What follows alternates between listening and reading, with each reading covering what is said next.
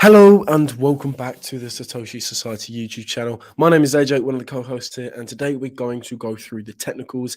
Yesterday, I did tell you what I was expecting to happen for Bitcoin, and in fact, that did play out fairly late last night as well. So we're going to go through that.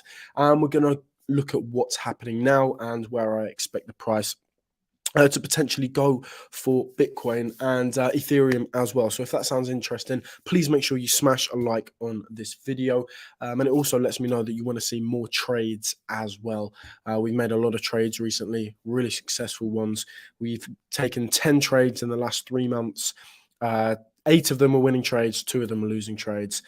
So yeah, if you want to see more trades like that, then please make sure you smash a like on this video. But we will get straight on into the video. So what we're looking at here is actually the 1 hour chart, and we were looking at this yesterday, and I was telling you, okay, if we broke this towards the downside like we did, as you can see here, if we broke this towards the downside, we would most likely see Bitcoin break the POC on the 4 hour chart, which is the point of control, and then we would most likely see Bitcoin hit that value area low, which I did say was actually going to be a support level, and always is a support level. But we're going to take a look at that in a second. But initially, what happened was we broke this towards the downside, this ascending parallel channel. We could have looked at it as a bear flag as well. So an ascending parallel channel / bear flag, it broke towards the downside. We saw the reaction. We saw the price push towards the downside.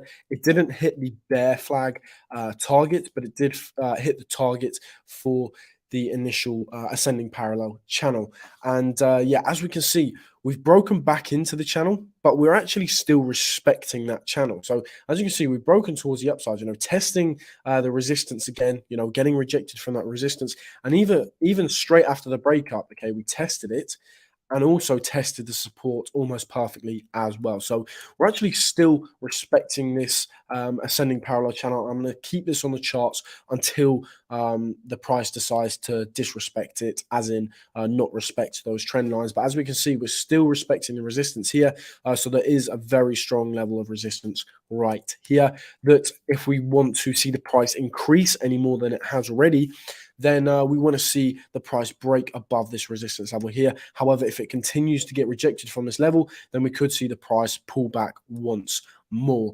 Anyway, that's what I just wanted to show you quickly on the 1 hour. But if we move to the 4 hour quickly, I can show you what I am talking about. So as we can see, I've been talking about this for a while now. We are in this fixed range, as you can see right here. What we're looking to do is long the value area low from down here, which there was a perfect longing opportunity here. However, I was ill over the course of this week here, so we didn't enter that trade. But we could have longed that to value area high. That would have been a really nice trade. And then there was this shorting opportunity here, which I decided against trading because the trade came as the FOMC meeting was happening, but that trade would have played out perfectly as of last night, as the take profit point would have been value area low at $16,300. That was hit perfectly yesterday. And what I was talking about on that 1 hour chart, if we broke this POC, the point of control, which is this red line here, which was actually acting as previous support right here, then we would come down to value area low. Not a big move down to value area low, but initially the thesis was there, and the price did come down and test value area low. Now, value area low is always going to act as a bit of support, but we can see the price break below that, and that gives us a really good longing opportunity. Also, the value area low is a good longing opportunity. So this area here could have been a potential long opportunity. But for me, I don't like to use just one indicator. If you've been following the channel for a while, you know that I like to look for confluence. And for me, there wasn't enough confluence to actually enter a long position here. But if you did enter a long position here, then you would be in some nice profits. However, for me, I like to look for confluence, and I still think that the price could come below value area low and comes and form some sort of confluence long position here. As in, we see a few indicators telling me that the price is most likely going to see a retracement towards the upside. But as of right now, we have held support at value area low, and we are getting a slight bounce towards the upside. I don't think, bringing up this here, I don't actually think there is any bullish divergence coming in. What we're looking at here. So we are seeing a very slight higher high on that RSI. and lower lows. Yes, so there was a bullish divergence coming in there, to be fair, a very slight bullish divergence. But initially, a bullish divergence is a bullish divergence. And that is why we are getting this bounce towards the upside. Still, for me, it wasn't really enough confluence to actually enter a long position there. I like to look for a minimum of 3 bits of confluence to take as much risk out as possible, and the more the better as well. But yeah, this is initially why we are seeing this push towards the upside. Now, I still think that we could go lower. Okay, we could go below $16,300, maybe even come and test $15,460. But right now, we just have to wait and see. Okay, we have to wait and see how far this bullish divergence could take the price up to, and whether we are going to see another test of this value area low and then a break of the value area low. The value area low always acts as support, but the majority of the time, the price does break below the value area low and establishes a really, really good longing opportunity for us. So we just have to wait and see.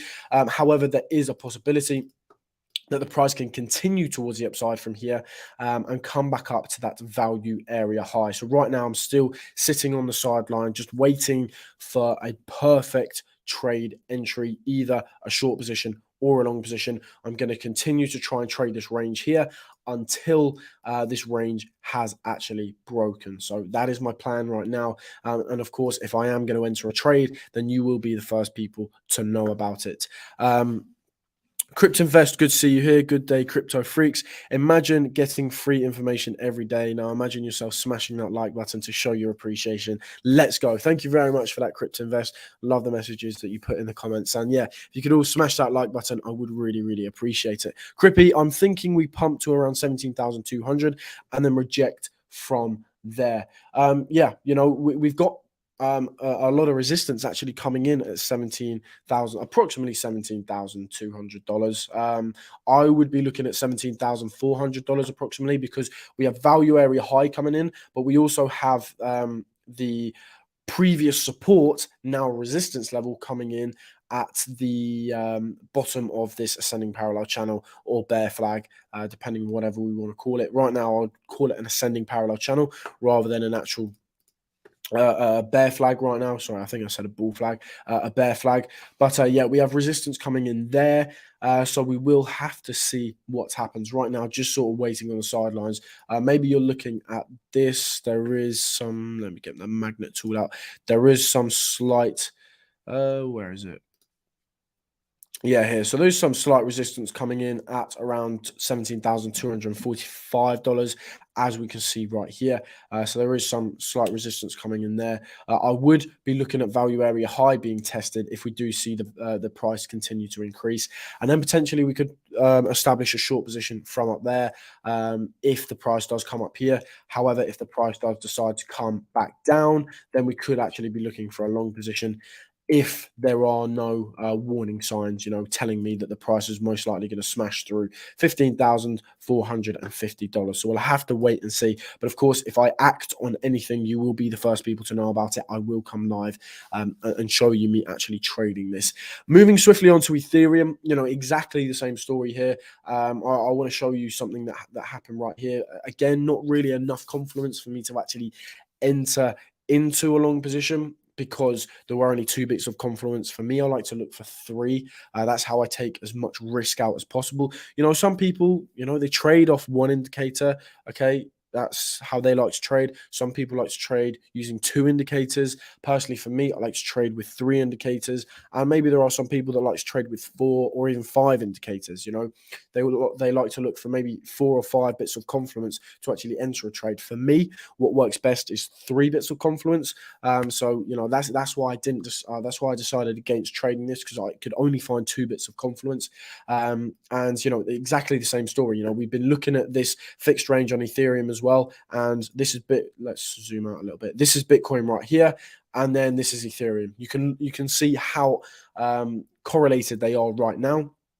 And exactly the same thing happened with Ethereum. We found some support at the value area low. We are getting a bounce towards the upside, and what we can actually see here is a bullish divergence. Well, not a bullish, an exaggerated bullish divergence. And an exaggerated bullish divergence is where we get a double bottom like this. As we can see, we've had a double. Well, let's just get that pen tool. There we go. We've had a double bottom right here, and then on the RSI, we actually see momentum towards the upside. Now, this is called an exaggerated bullish divergence. Just showing you an example here. These are exaggerated divergences, and we have an exaggerated bullish divergence here. So as you can see, the price, okay, forms a double bottom, equal lows, and then the RSI forms higher lows, as we can see here. So that is what an exaggerated bullish divergence is, and that is why we are seeing the price of Ethereum actually bouncing off that value area low and pushing towards the upside. Now, exactly the same thing, there wasn't enough confidence for me to enter a long position, but right now I'm just sitting on the sidelines waiting to see whether this bullish divergence can take the price up to value area high, potentially look for a short position here, or if the price is going to break below value area low, we're going to come into this vicinity here where we could look for a long position.